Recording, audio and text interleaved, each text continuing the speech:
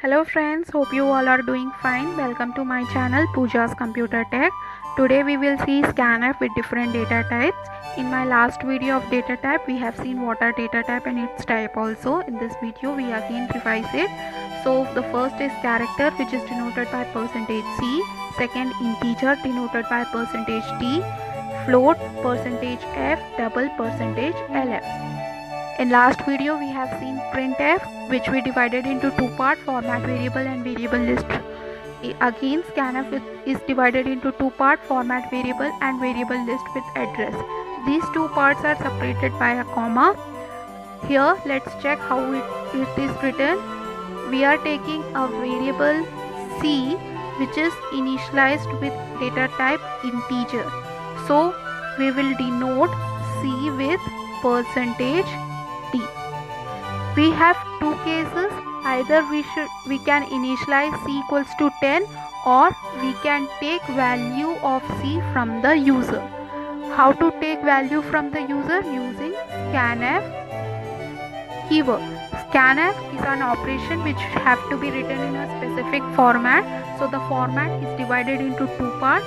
The first part we will initialize which type of value we are going to insert in. So here we have initialized c with integer, so we have to denote %D over here. And what is the location we are going to save our value? So the location will be %A.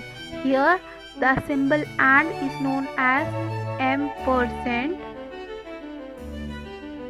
which generally denote the address or the location where the value is going to be saved.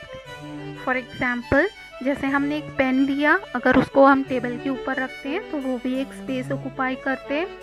एक bottle अगर हम table के ऊपर रख रहे हैं तो वो भी एक स्पेस ऑक्युपाई कर रहा है। वैसे ही जब हम एक वैल्यू को इंसर्ट कराते हैं, वो पर्टिकुलर वैल्यू हमारे मेमोरी में कहीं ना कहीं सेव हो रहा है। उस पर्टिकुलर सेव लोकेशन को हम बोलते हैं एड्रेस और उसको हम डिनोट करते हैं %, से।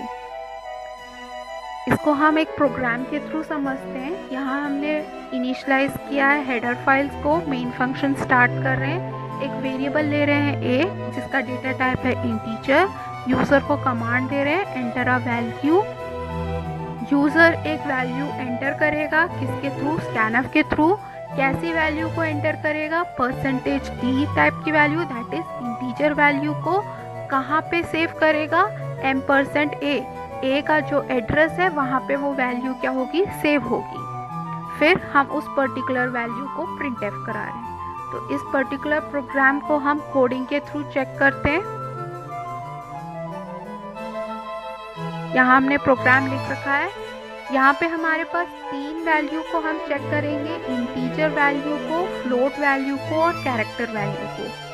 फर्स्ट हम इंटीजर वैल्यू को चेक करते हैं।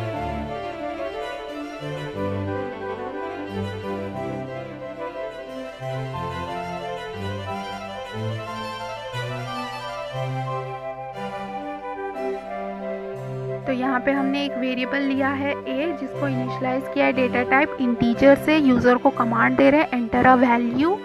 यूज़र एक वैल्यू को एंटर करेगा, वो कैसी वैल्यू होगी? %D टाइप की, और कहाँ पे सेव होगा? %A लोकेशन में वो सेव होगा। फाइनली उस वैल्यू को हम क्या कर देंगे? प्रिंट कर देंगे। तो इसको एग्जीक्यूट करते हैं। एंटर अ वैल्यू, यहाँ पे हम वैल्यू को एंटर कर रहे हैं 12 और वो वैल्यू क्या हो गई? प्रिंट हो गई। अब हम फ्लोट वैल्यू को चेक करते हैं। इसको हम कमेंट लाइन में दे देते हैं ताकि कंफ्यूजन ना हो।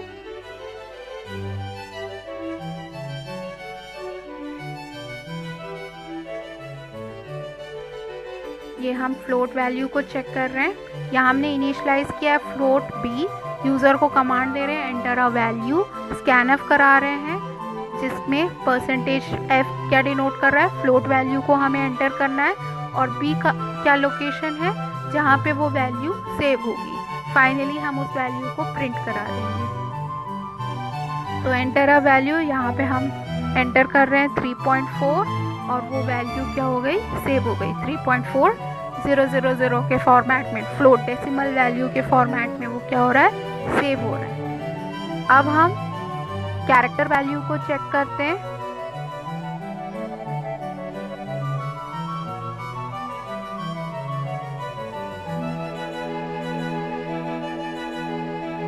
कैरेक्टर वैल्यू को इनिशियलाइज किया हमने char सी एक वेरिएबल नेम है। यूज़र को कमांड दिया कैरेक्टर वैल्यू को एंटर करो।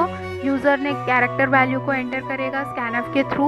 वो किस टाइप की वैल्यू है, कैरेक्टर टाइप की वैल्यू है, इसलिए %c। कहाँ पे वो सेव होगा, %c लोकेशन में वो सेव होगा। फाइनली वो वैल्यू को हम क्या कर देंगे, प्रिंट कर देंगे। तो इसको रन करके देखते हैं। एक कैरेक्टर ले रहे हैं हम, फॉर एग्जाम्पल L, और the value you entered equals to L print हो गया। आई होप आपको ये वीडियो पसंद आया। If you like this video please like, share and subscribe my channel, and don't forget to share your valuable comment. In my next video we will see how to use operator using C language. So thank you.